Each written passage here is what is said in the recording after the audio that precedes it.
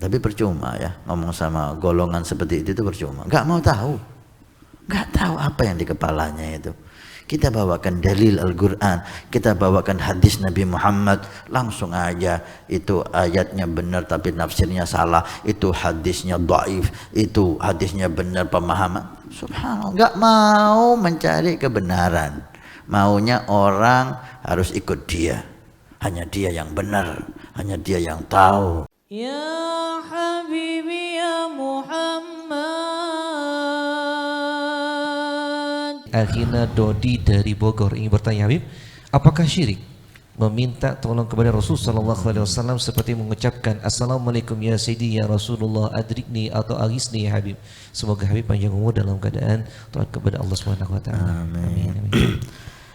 Ada sahabat yang datang ke Nabi sallallahu alaihi wasallam. Hadis banyak riwayat dan ada riwayat yang sahih. Datang ke Nabi sallallahu alaihi wasallam dalam keadaan buta. Dia buta. Ya Rasulullah, beliau mengatakan, wahai Rasul, tolong doakan mata saya ini. Saya ingin bisa melihat. Ini sahabat mungkin ingin lihat wajah Nabi ini kayak apa.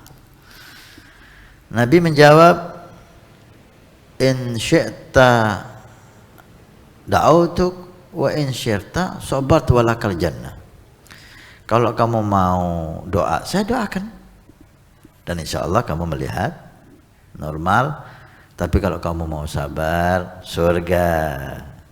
Ada janji dari Nabi SAW, siapa yang diambil dua matanya sampai dia buta, sabar, maka dijanjikan surga oleh Allah Subhanahu wa taala. Sahabat ini, enggak ya Rasul, ud'uni, doakan saya. Kalau khalas, dia milih untuk minta doa matanya supaya melihat. Pulang, tawadda, wudu, wa sholli raka'atain, salat 2 rakaat. Setelah salat kamu berdoa. Diajari oleh Nabi doanya. Lafaz doanya diajari oleh Nabi. Lafaznya agak panjang. Di antara lafaz doa itu Nabi mengajarkan dia, katakan ya Rasulullah ya Muhammad. Wahai Rasulullah, wahai Muhammad, inni atawassalu bika ilallah, saya tawassul kepadamu, kepada Allah untuk mengembalikan mataku. Dilakukan oleh sahabat.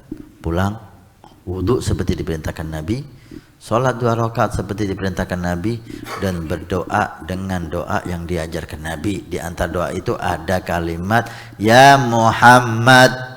Nabi nggak ada, dia di rumahnya. Wahai ya Muhammad. Ya Muhammad ini nida, panggilan. Kalau kita belajar nahwu ada lafdzun nida, ya Muhammad itu panggilan. Selesai doa, dia datang ke Nabi Muhammad, dan sahabat yang meriwayatkan hadis ini, dia datang ke Nabi Muhammad seperti nggak pernah buta, melek matanya langsung kontan. Datang ke Nabi menunjukkan matanya melihat berkat wudu, sholat dan doa yang diajarkan Nabi. Apa kata Nabi Muhammad? Kalau kamu punya hajat lagi, maka baca dan lakukan hal itu lagi. Lakukan wudu, sholat dan berdoa dengan doa yang saya ajarkan setiap hajat kamu. Nabi menyuruh kita untuk bertawassul kepada Nabi Muhammad. Kalau itu syirik, masa Nabi mengajarkan kita syirik? Kalau itu enggak boleh tawassul sama Nabi dan memanggil ya Rasulullah, masa Nabi ngajar kita bid'ah? Yang benar aja. Ini perintah ajaran Nabi Muhammad. Nida ya Muhammad itu sunnah. Nabi yang mengajarkan. Apa namanya bukan sunnah? Apa itu sunnah? Ucapan Nabi, perbuatan Nabi, takriran Nabi. Ini ucapan Nabi, perintah Nabi kepada sahabat ini. Bukan hanya hajat matanya. Dan beliau mengatakan, kalau kamu punya hajat, lakukan ini lagi. Panggil namaku, isyaratnya seperti itu. Nida ya Muhammad, ya awliya as-salihin, ya Sya'buqatil Jilani, ya Fakhir Wujud. Ini enggak ada masalah. Masalahnya ini di mana? Gitu loh. Kok dibuat masalah? Masalahnya ini di mana, Mas? Gak ada masalah sama sekali. Ya Muhammad, kita minta tolong sama Nabi tanpa Allah. Gak ada itu keyakinan. Ahli sunnah meyakini tidak ada yang bisa memberi kecil atau banyak kecuali Allah. Tidak bisa menyelamatkan kita dari bahaya kecil atau banyak kecuali Allah. Dan Allah telah mengatur para nabinya sebagai wasilah, para aulianya sebagai perantara. Nah, kita ketika ngomong ya Rasulullah iswa' lana, ya Rasulullah adrikni, tolong aku, artinya apa? Mintakan sama Allah untuk Allah memberi pertolongan kepada aku, itu maknanya. Ya Syekh Abdul Qadir Jailani adrikni, wahai Syekh Abdul Qadir Jailani tolong aku, artinya apa?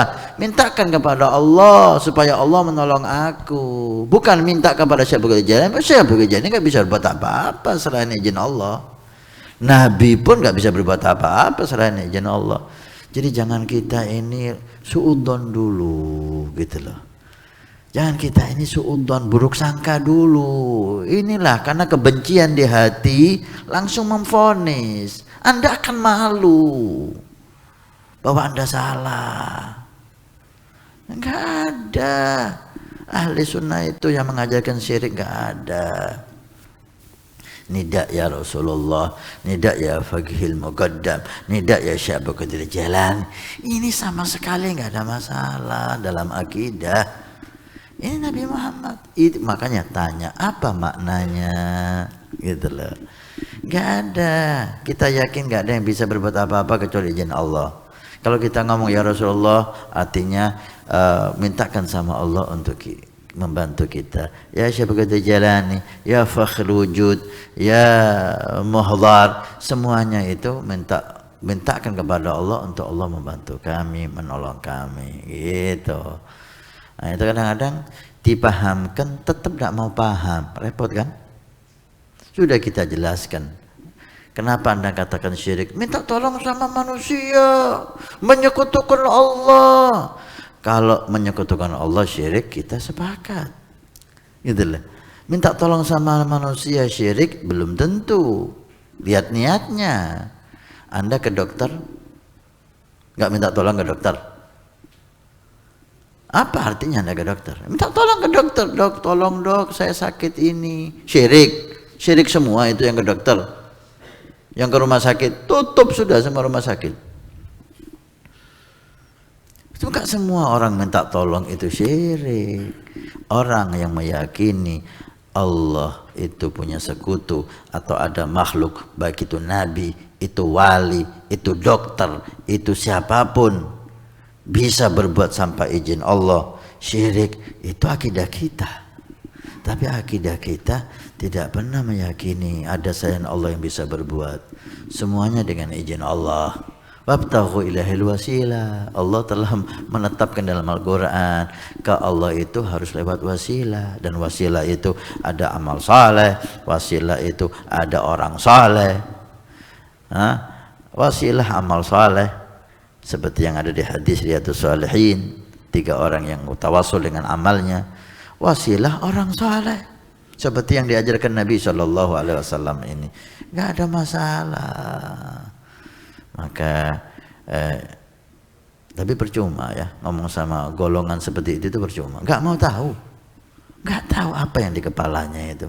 Kita bawakan dalil Al-Quran, kita bawakan hadis Nabi Muhammad, langsung aja itu ayatnya benar tapi nafsirnya salah, itu hadisnya dhaif, itu hadisnya benar pemahaman. Subhanallah, nggak mau mencari kebenaran, maunya orang harus ikut dia.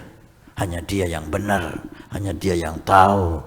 Innalillahi wa inna ilaihi raji'un. Mau diapakan lagi kalau kita menghadapi saudara kita seperti ini? Mereka saudara kita, mereka saudara kita.